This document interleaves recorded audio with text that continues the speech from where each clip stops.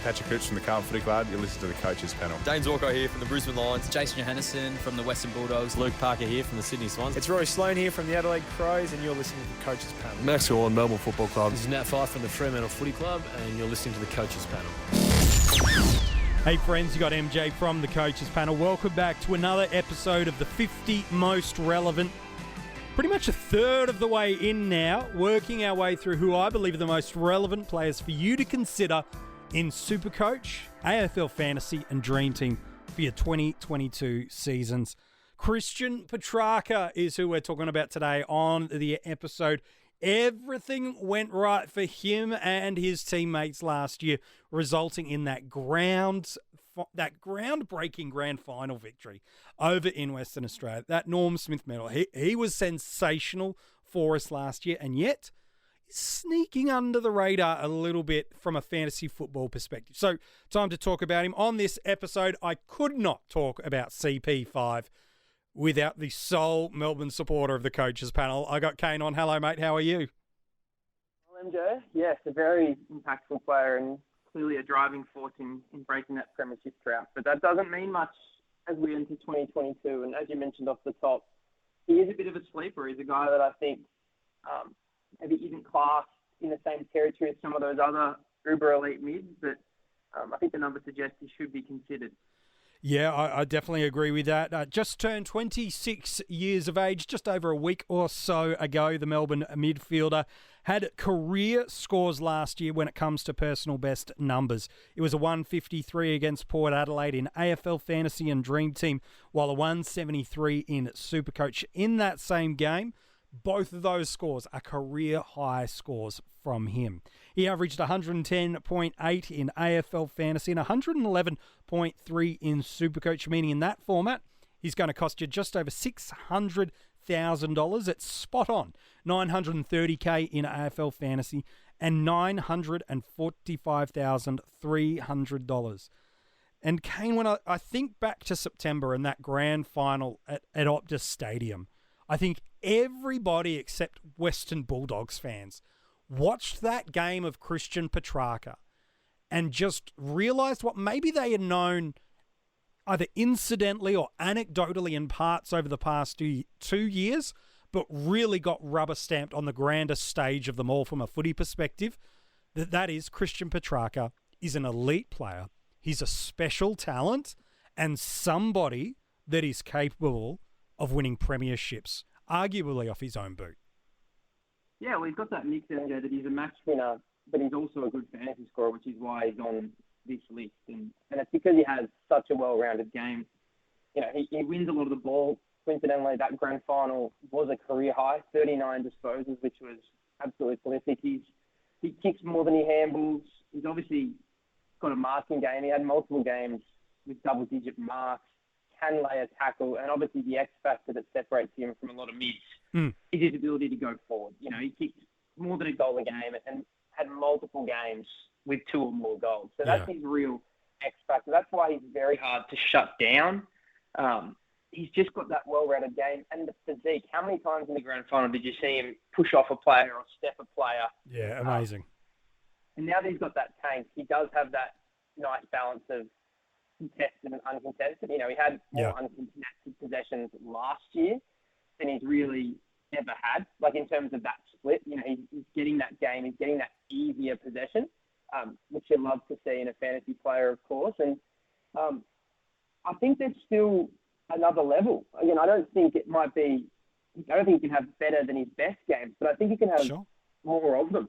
I think that's what you really, really saw from Petracca was outside of a 5-week stretch, and you look at that low score of the season, that Carlton game, which was a 78 in D10. Yeah. And you think back to the narrative that was going around that game, that was a game that Petracca was not meant to play. Yeah, it was rumoured to be laid out all week.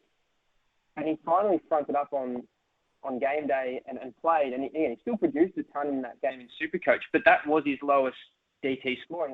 And maybe that's something that we can read into for the 2 games prior where he failed to crack the ton in DT and had 2 poor scores in SuperCoach of 78 and 87. So I know you'll get to the splits he had post-bye, but when you start thinking about what was maybe going on at the time and how that bye might have helped him freshen up and what he did from the bye all the way through to the grand final, I think that's where people who are fans of Christian Petracca in fantasy in 2022 will look at and will gravitate towards those numbers and say, if he can do this for a full season, he's right in the mix at the absolute pointy end.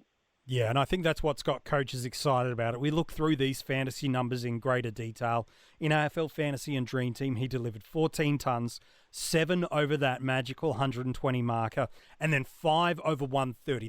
That's what we really want to see when we talk about ceiling in the preseason. I know 120 is a really great marker, but 130 is where you move yourself into this clear and established point where if you've got the VC or the C on this player, you're like, no, I'm taking it. And I'm not thinking, oh, I might have another matchup or I might have that's the domination of what we want to see. So 5 130 plus scores in that format, excellent. 3 under 90 all year. You alluded to a couple of those games already, including that one poor, quote unquote, game against Carlton where we're all surprised he played with that 78. He ended the year with an average of 110, which ranked him 8th overall last year in this format of Dream Team and Fantasy for all players. 8th best point scorer in the game. He's scored more points than these guys. Zach Merritt, Sam Walsh, his teammate Clayton Oliver, Marcus Bontempelli and Ben Keys. And some of these guys are seemingly laid down as their picks for people in their starting squads, and yet Christian's sliding under the radar.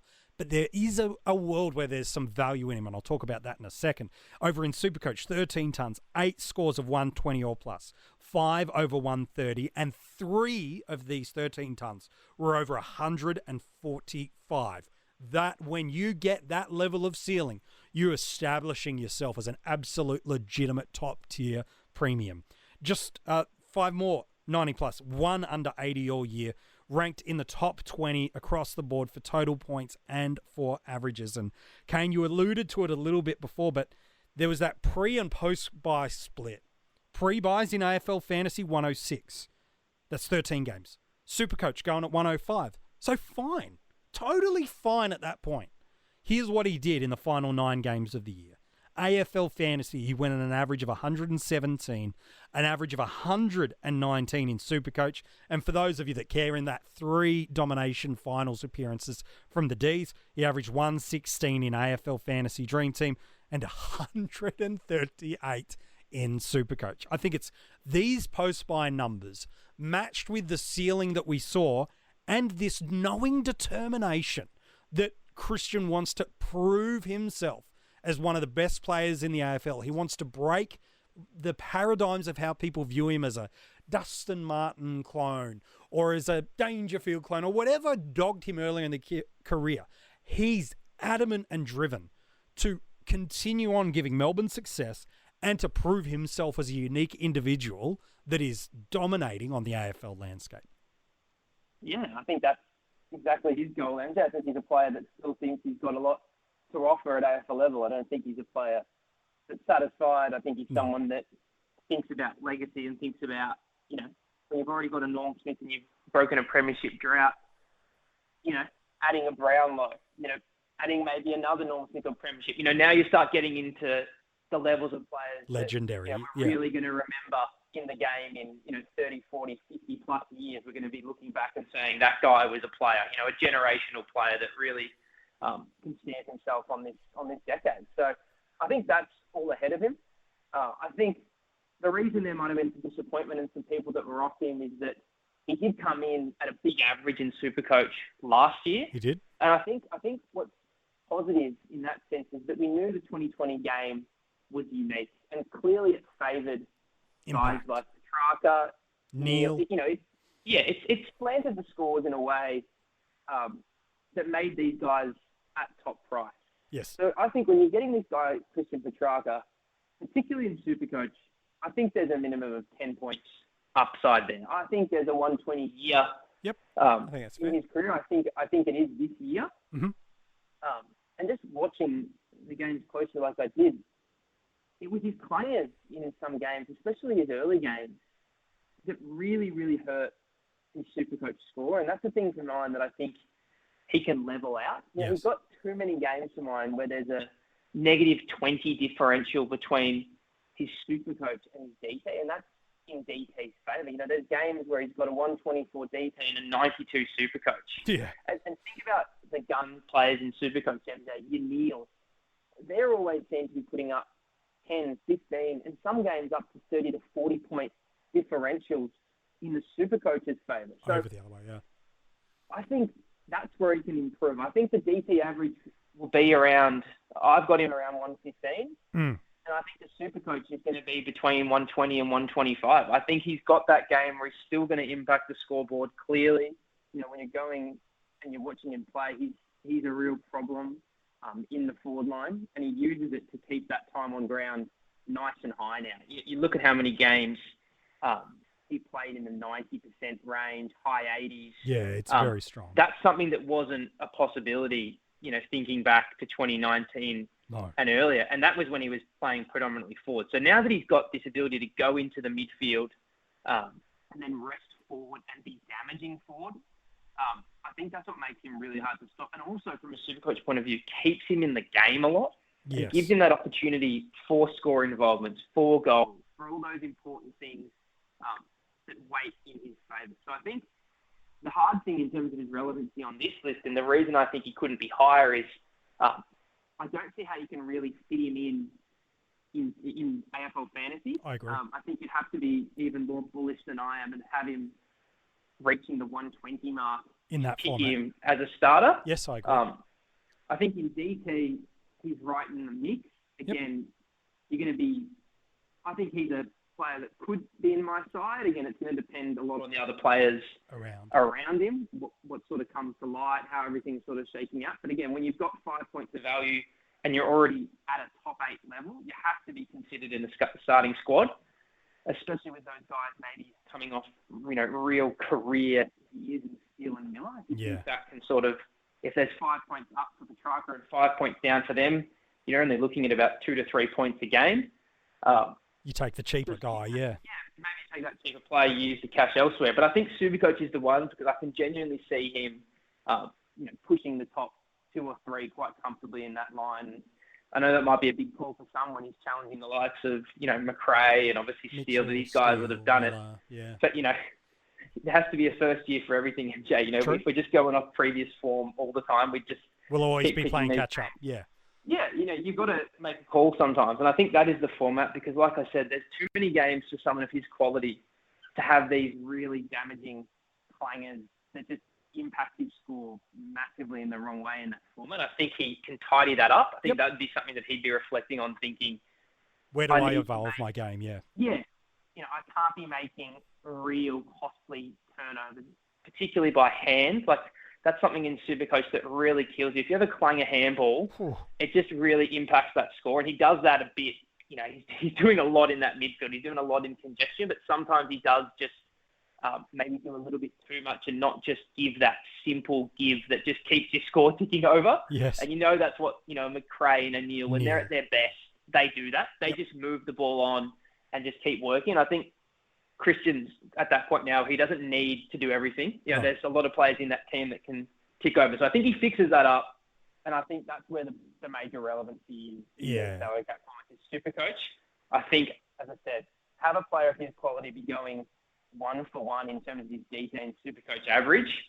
I don't think that's something that happens year in, year out. I think we get back to what we saw in 2020, where it's about a 10-point differential between DT and SuperCoach. Yeah, and I think that's got to be the story behind how and why you choose to get him, because you talked about those turnovers and clangers. He's ranked 3rd in the AFL per game for turnovers and for clangers. Now, part of that is just purely he's getting so much of the ball, and he does try to take the game on. But for me, I think there's a couple of elements through here for coaches that are looking for a reason to start him as an upgrade and those looking to start him in their starting squad. The way you'd choose to might look at him as an upgrade option is last year he had only 5 games in AFL Fantasy between round 2 and round 6 and 4 games in SuperCoach between round 9 and round 12 where he scored consecutive tons. Outside of that, so when you contrast him to the Neils in SuperCoach, the McRaes, the Mitchells, the Steeles, the Millers, these big boys of fantasy footy, which to pick him, you're banking on him being that. That's not enough consecutive tons. Now, there's not that many basement scores, sure, so that might help it out.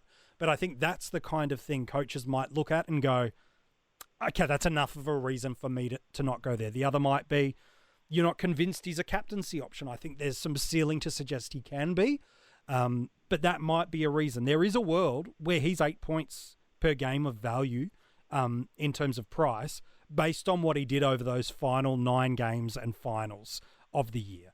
I think he's a top 10 midfielder across the formats this year. The only other reason you might choose not to start him across formats, and again, I think it's more Dream Team and SuperCoach. I don't think in AFL Fantasy. I think there's better value that could be comparable to him. The reason would be simply this, is you don't think as good as he's going to be, which I still think will be very, very good, you don't think that will be enough to be a top 8 averaging midfielder and point scoring midfielder for the year.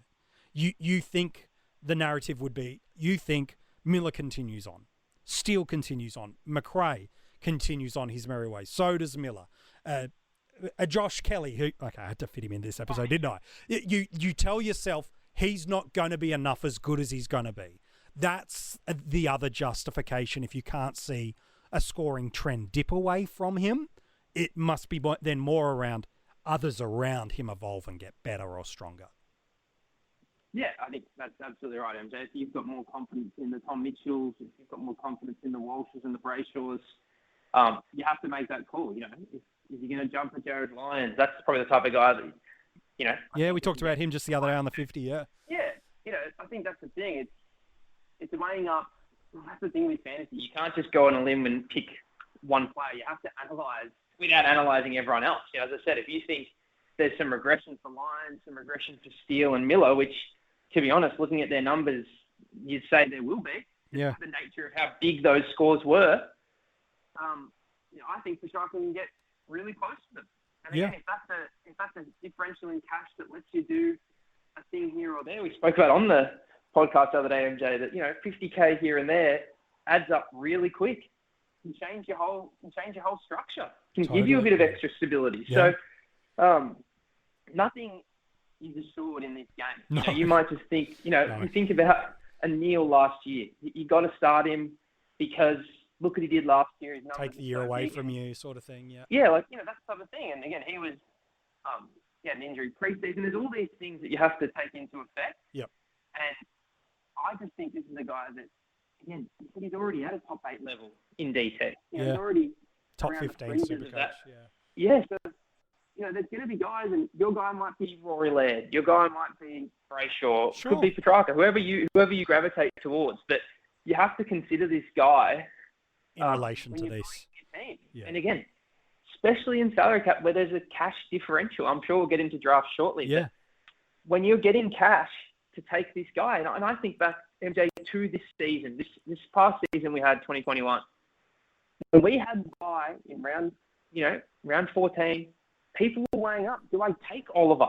Do I take Petracca? And a lot of people took Oliver at top price. And again, he's a very good player. We all know that. He scored a big 200. Yep. Yeah, well, he's an absolute gun, isn't he? Yeah, but no doubt. You think about what he did post-buy and the price you were paying, you know, in DT, it was clearly in Petracca's favour. Absolutely. You know, he was giving you 10 points better a game Yep. for the last 9 rounds. Yep. You know, you think about SuperCoach, it was, you know, a couple points in Oliver's favour. But again, you got to think about what you were paying for. And we know when you're doing those final upgrades, saving money it makes massive. Such a difference. Yeah. I think that's the guy you just got to consider. Again, he won't be for everyone. Not everyone will be as bullish on him as I am. Sure. And that's okay. Yep. But again, if you're going to improve your squad, you have to sometimes make these decisions.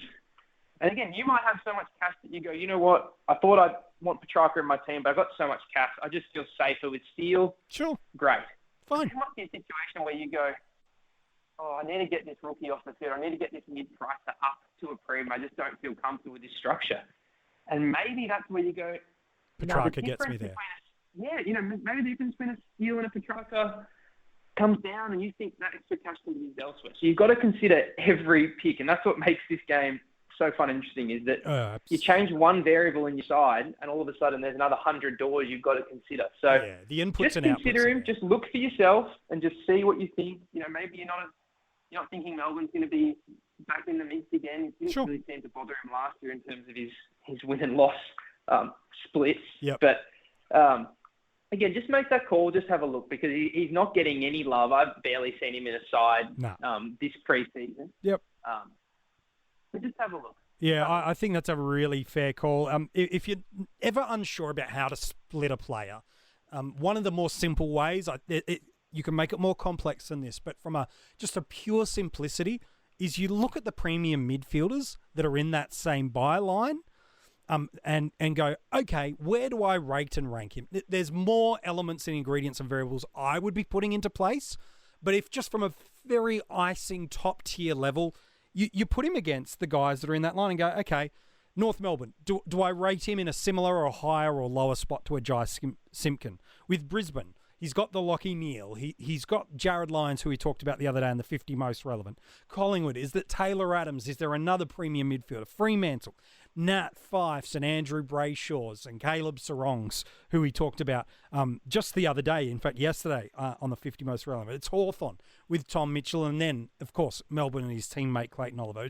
That's a very simplistic view of it. There's more you should put into it, but that is a way if you're not certain. But there's another thing, MJ, that people need to think of, and I think it gets overblown in the pre-season in particular, is that he's not a top 8 guy or he's not a top 6 guy in his line. And I think what you've always got to remember is it's not just about having those type of players. It's about the relative value. At the right time. Christian Petracca is 14th mid, and he goes at 115. And doesn't miss. And the 6th mid is at 117. Yeah. I don't really care that he's not a top 8 mid. No, that's right. Especially if there's 50, 60, 70K difference.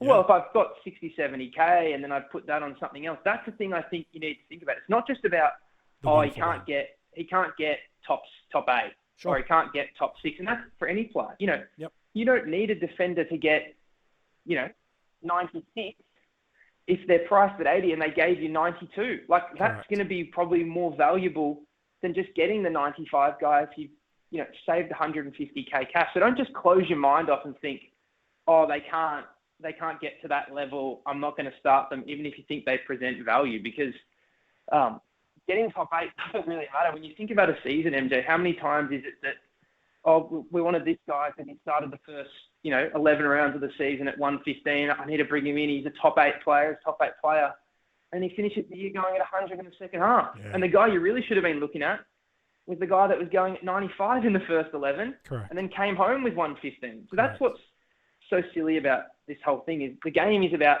total points. You don't get bonus points because your player finished in the top 8 in their line or the top 6 in their line or the top 2 in their line. Yep. It's about getting the most points across your whole team. So just keep that in mind when you're evaluating all the players in your salary cap format. Yeah, it's a really good bit of advice. Let's talk about drafts and where he goes. He's going off the board in the top 30 to 35 picks easily. He's not a first-round selection in my eyes in any formats of the game. He'll be somebody's M1 in an Ultimate Footy AFL Fantasy DreamTeam scoring draft. Maybe an M2 if they draft a midfielder in their first round. I can see in those formats of the games, he's probably a second round, might drift to the very early third, while in SuperCoach, where he is ranked as the 16th for total points, 19th for averages, he might drift maybe a further round back. So might be a very late second through to late third, maybe even early fourth, depending on how people value the other allocated lines beyond the midfield. But certainly in the top 30 to 35 picks across every drafting format. Yeah, and again, timing's going to be key on this. If I'm as hot as I am on a guy like Petracca, I still want to get good value in the picks. So at the right time, yes. At the right time. Again, if you're thinking he's a top 30 player, based how I've got him, and obviously it only takes one player in a draft to ruin these type of plans. Of course. If you're in a 10-team league, you start thinking, well, if I'm around the bottom of the first round, pick 10, 11, that means I'm coming back at 30. So maybe if you're about pick 8 and you can get him at pick 28, Sure. maybe that's where you feel really, really good. You've already locked in 2 other players prior to getting him. But I think with how even it is, that's probably what those type of guys are going to be. You might be in love with the Petracca, but if he doesn't fall to you, you're probably going to get a guy that's quite comparable because, as we know in draft, MJ, there is no salary cap. So you don't have to be splitting these guys like Steele and Petracca and saying, oh, at least I get the cash with the Petracca thing and I can do something else. In draft, it's just players. So I wouldn't be going crazy in the top 10. No, I agree. But I think at the bottom of the second, for me, if he's around the 20 mark and you really love him and there's some other players off the board, but it does feel like that midfield line, in particular, there's about 15 guys that can really challenge. Maybe even 20 can challenge. Yeah, depending on the format. 8 type of range. Yeah, it's an interesting bunch of guys. I think one thing that might draw people to him over some of the other premiums is there's no positional concern about him, and also there's no durability concerns. He's missed just 1 game since 2017. And so those are the elements that might be enough where you go, oh, I do like Callum Mills, but I love the durability and the lack of questions about him. Or I love Andrew Brayshaw, but I'll take Petracca because I feel safer. And so these are all the elements floating around in coaches' heads as they're heading into draft day and in the mix of those minute or so that they've got to make a pick.